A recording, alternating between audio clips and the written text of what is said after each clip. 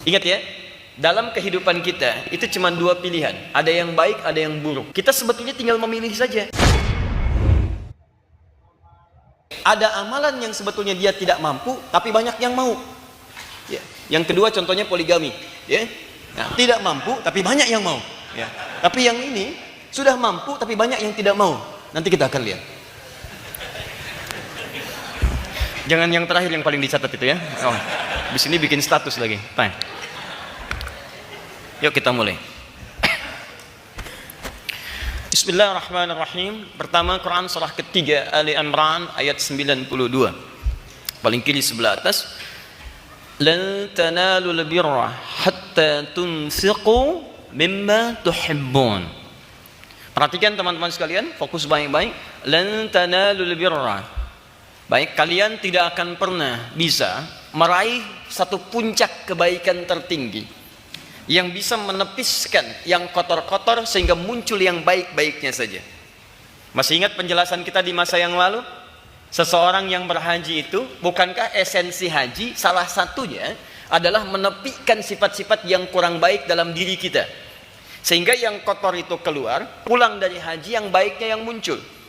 Karena itulah saat kita manasik kemarin disimulasikan, bukankah dalam lontar jumrah itu yang dilontar adalah sifat-sifat yang kurang baik diantaranya?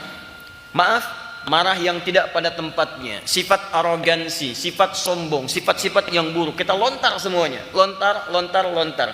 Sehingga ketika itu semua dilontar, jeleknya muncul, yang baik-baik, jeleknya hilang, yang baik-baiknya yang muncul. Sehingga saat yang jeleknya itu hilang, maaf sekali lagi, sombong lawannya tawadhu. Jadi kalau yang sombong itu ditepikan, yang tawadhunya akan muncul. Sabar lawannya marah yang tidak pada tempatnya. Marahnya ditepikan tidak pada tempatnya, sabarnya muncul. Jadi kalau yang jelek-jeleknya ini dihilangkan, yang baik-baiknya muncul, itu yang disebut dengan birrun namanya. Birrun, kebaikan yang muncul setelah yang buruknya ditepikan, dihilangkan. Paham sampai sini? Ingat ya, dalam kehidupan kita itu cuma dua pilihan. Ada yang baik, ada yang buruk. Kita sebetulnya tinggal memilih saja. Coba lihat baik-baik, dari mulai mata sampai ujung kaki. Mata ini kan pilihannya cuma dua, memandang yang baik atau yang tidak baik. Jadi kalau Anda bisa melihat yang baik-baik, kenapa mesti melihat yang buruk, yang tidak baik? Baik, lisan kita itu kan fungsinya sederhana kata Nabi. Ya, sederhana, bisa berkata yang baik, bisa berkata yang tidak baik. Hanya karena kita orang beriman, iman kita itu harus mendorong lisan kita berkata yang baik. Makanya ayat-ayat dan hadis yang berbicara tentang lisan itu seringkali diawali dengan iman. Quran surah 49 misalnya, ayat 11 sampai 12. Sebelum lisannya itu imannya dulu. Ya ayyuhalladzina amanu, iman dulu, la yaskhar qaumun min qaum. Jangan saling mencela. Mencela umumnya dilakukan dengan lisan. Ketika kalimat jangan itu muncul, imannya muncul duluan. Hadis Nabi sallallahu alaihi wasallam sahih. Man kana yu'minu billahi wal yaumil akhir falyaqul khairan aw liyasmut. Siapa yang merasa beriman pada Allah dan hari akhir, katakan yang baik-baik, kalau tak mampu diam. Nah, kalimat katakan yang baik ini itu diawali dengan iman dulu. Iman itu mendorong seseorang berkata yang baik.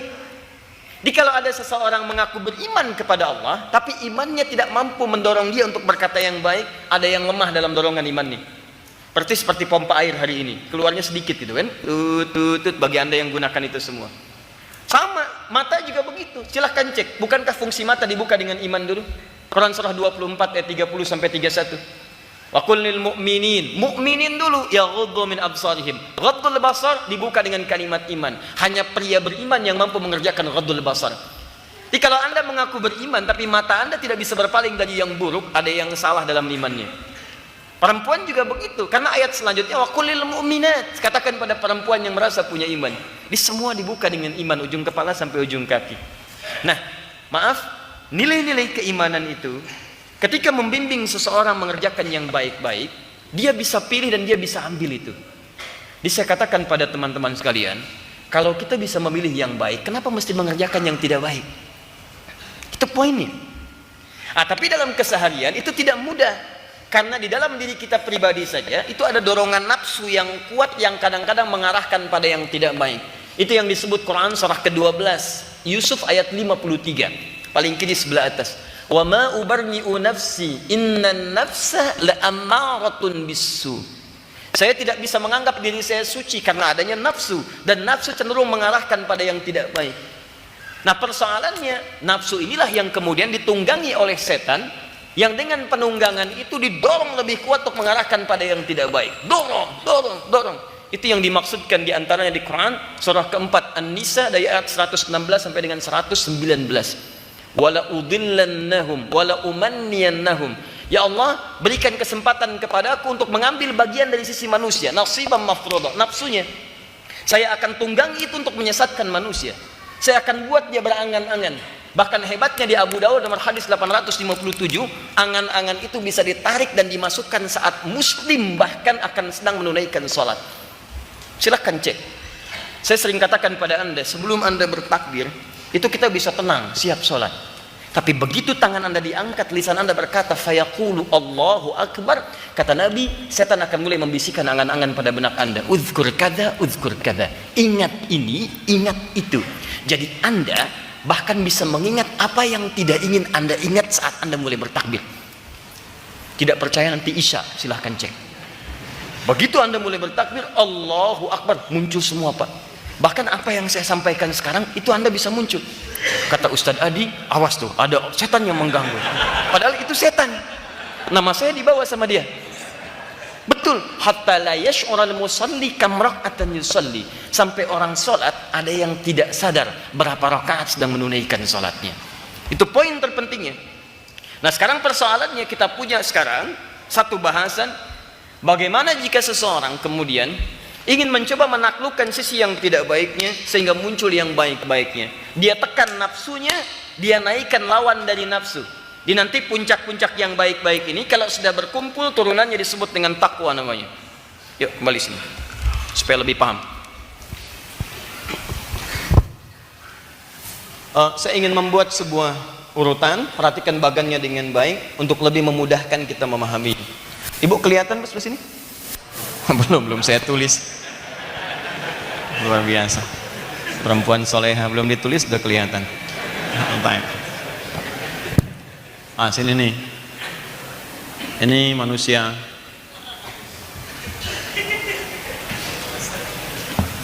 Ini kita hapus dulu. Baik, kita turunkan. Dalam diri manusia tadi ada nafsu yang umumnya mendorong pada yang tidak baik. Su dalam bahasa Quran. Oke? Dalilnya Quran surah ke-12 ayat 53. Fokus sebentar. Ya, saya ingin kita pahami dari akarnya dulu, sehingga kalau akarnya sudah paham, ke atasnya itu lebih menghunjam, ke bawah naiknya lebih cepat. Ya. Ini ditunggangi oleh setan, berikrar kepada Allah untuk memanfaatkan ini. Di antaranya Quran surah keempat dari ayat 116 sampai dengan 119. Dari mulai dosa syirik macam-macam sampai janjinya ada di sini. Kemudian turunkan ke bawah lagi. Fokus. Nah, ini yang tidak baik ini kita punya peluang untuk menepikannya. Lempar. Ya? Kalau dalam musim haji kemarin kita bahas, ilustrasi gambaran amalannya secara ritual digambarkan dengan lontar jumrah. Yang jelek-jelek di nafsu ini lempar sehingga muncul yang baiknya. Paham sampai sini? Baik, ketika kita melontar yang tidak baik ini, yang ada dalam nafsu, sifat-sifat tidak baiknya lontar, muncul kemudian yang baik, maka disebut dengan birrun namanya, albir. Ini. Paham sampai sini? Contoh. Ini saya garisi. Di sini ada sombong, tidak baik. Apa lawan dari sombong? Tawadhu, rendah hati. Tawadhu. Saya lempar ini, potensi untuk sombong saya tekan, lempar ke bawah, ditepikan ke bawah. Maka ketika yang ini turun, ini pasti akan naik. Jelas ya?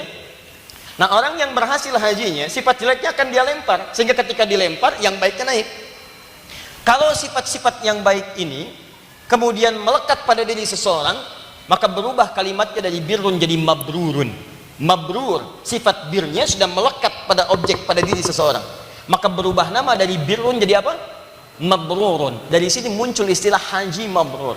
Haji yang mampu dengan segala pendidikan ritual yang dikerjakan di dalamnya, menjadikan orang yang berhaji melepaskan sifat jeleknya, pulang membawa sifat-sifat baiknya. Itu yang disebut dengan haji mabrur. Kalau dipertahankan sampai dengan wafat, maka jaminannya surga. Al-hajjul mabruru laisa lahul jazaa illal jannah. Selesai. Nah, kalau ini berkumpul semua sifat mabrurnya, tawadhu, sabar, berkumpul qanaah, semua berkumpul, maka kumpulan sifat birrun ini kumpulannya disebut dengan takwa namanya. Nih, tolong catat ini karena ini dasar yang paling penting. Kumpulan sifat birrun disebut apa namanya? Takwa.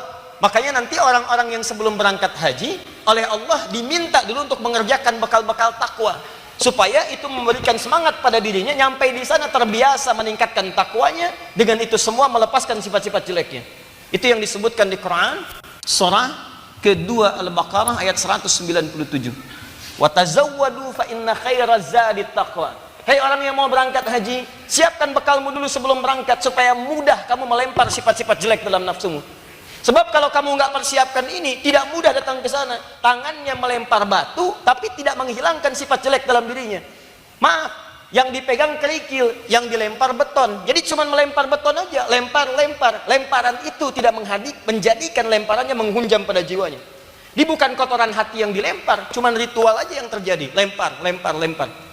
Makanya tidak sedikit ada orang pulang dari haji, tapi tidak menghentikan sifat buruk yang telah dikerjakan sebelumnya. Jelas di sini?